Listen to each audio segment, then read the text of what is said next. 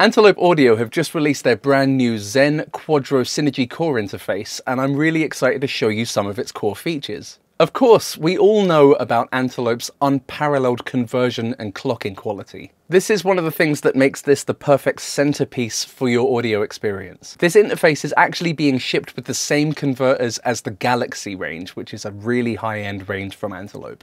For those of you who are into the ADDA conversion, this boasts a massive 130 decibels of DNR, and it comes with their 64-bit acoustically focused clocking, which really brings the sounds to life and gives them a big 3D feel. Which is not only super enjoyable as a listener to really hear the details in your music, but it's crucial as a mix engineer so that you can actually hear everything that's going on and feel transients in a whole new way. This is the thing that makes me super stoked on Antelope as a user, that everything really feels dynamic. Especially as a drummer, I really need to hear what's going on with space, with phase, with stereo image, and these interfaces really do just sound really clear for all of those things.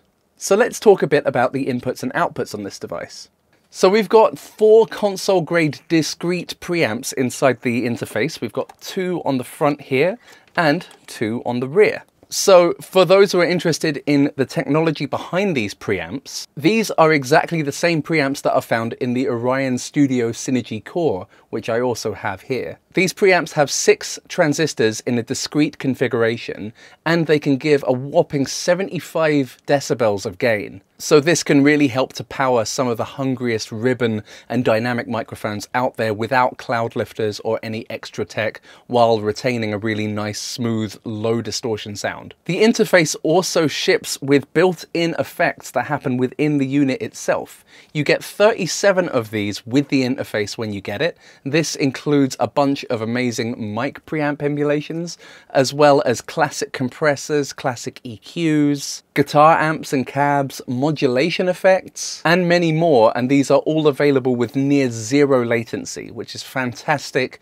for if you're presenting yourself with microphones playing through guitars, bass, all that sort of stuff. It really does help you to get in the moment without even having to fire up a DAW. This is also a great feature for tracking and monitoring and building up mixes within the device for live streams as well as conference calling or teaching. It can have up to 6 channels of effects running with 48 total across those 6. So it allows you a series row of 8 in a row for 6 different channels at once, which is a huge amount of power for such a small device. They've made this much more usable standalone without having to dive in to the control panels. So for the first time, we can use the device itself to actually change where inputs are coming from, change levels and all that sort of stuff, which previously you could only do through the computer's control center. We can also modify the mixer levels of these different channels within the device itself, which is crucially important for you being able to change stuff on the fly without having to dive into the settings on the computer. So usually the default way that this works is that you have 2 mixers in here. The first one goes to your main monitors and your headphone 1 port, and the second mixer goes to the headphone 2 port.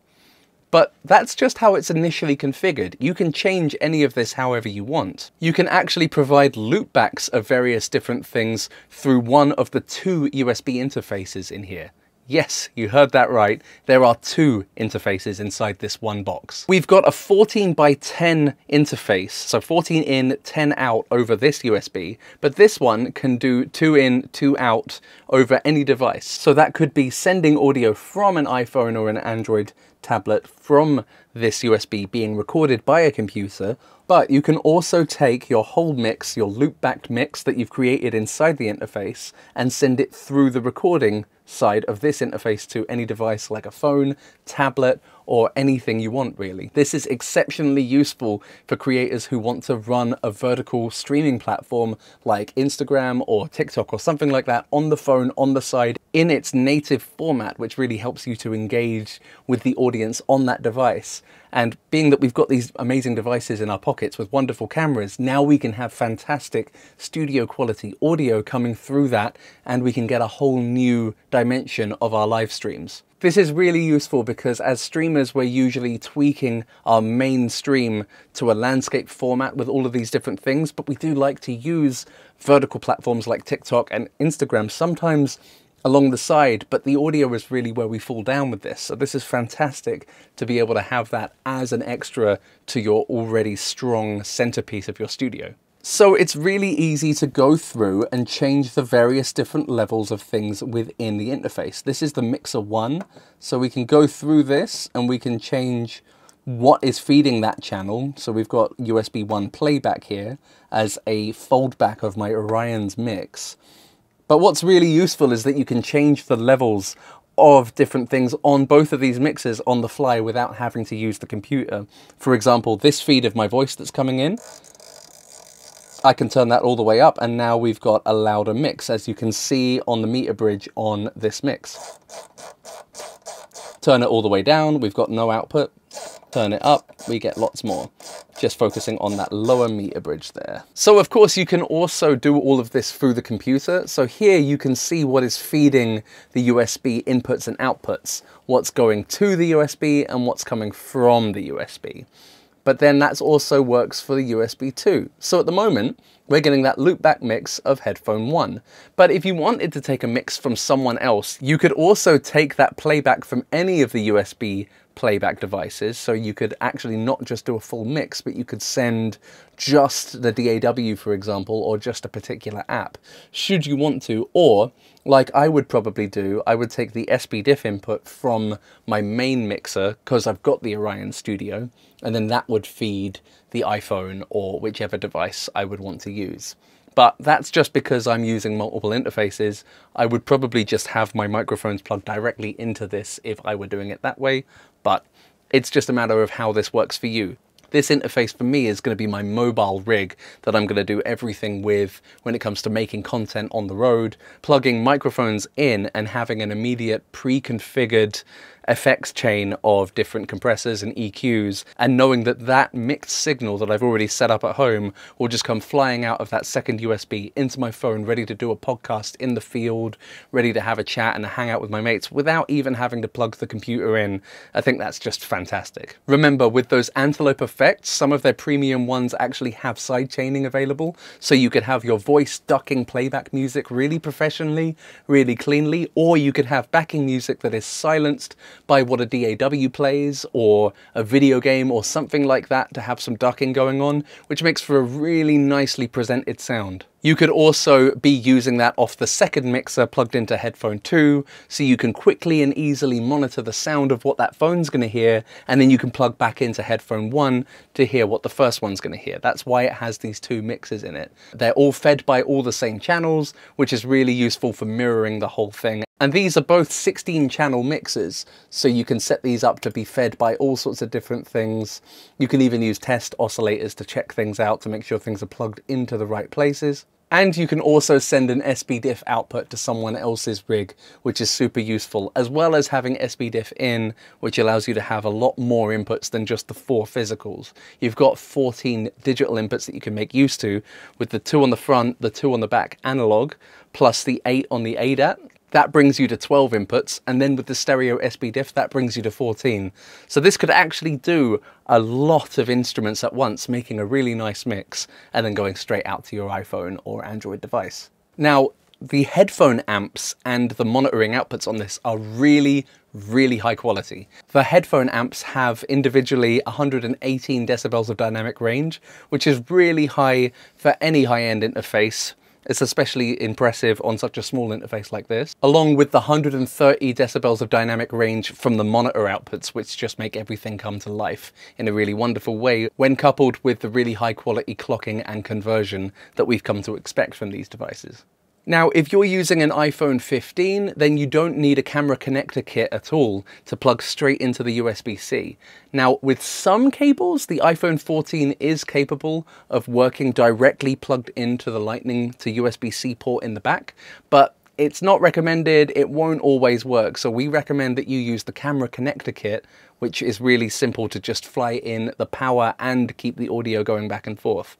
This is a limitation of Lightning itself, and modern iPhones with USB-C, they don't have that problem. Of course, Android devices already using USB-C can do power and data at the same time, so you don't need to worry about that. What I do recommend is that you make sure you're using the same sample rate across both of your devices. So to change the sample rate on an iPhone, for example, I have to run an application like Cubasis, and I can go in, change the sample rate to 48 kilohertz, which is what I've unified my whole system to here across 3 different interfaces.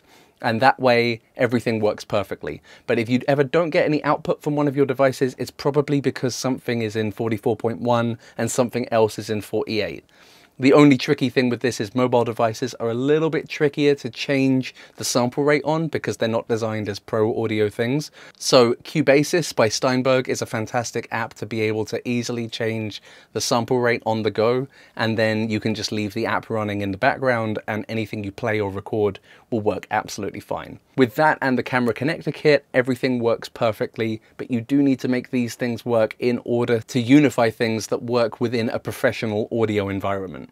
Another thing I really love about the USB interface within this is that you can take a microphone and record the dry and wet at the same time.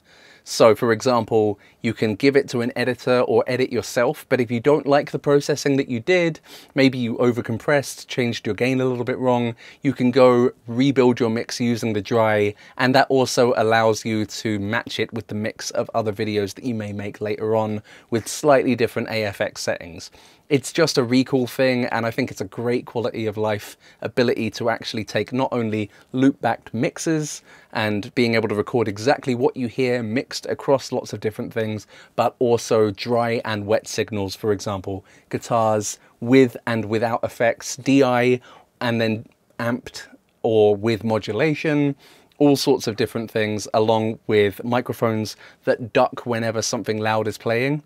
I use this a lot with my drum kit. I have a sidechain set up so that when this microphone is live, which is all the time, it just works. But when the drum kit overheads and room mics actually kick in, it shuts this mic down, which is fantastic for just streaming without having to think about pressing mute buttons, kind of breaking the flow of a live stream. This is fantastic for being a producer, being a presenter, being kind of a one-man band in a digital video world.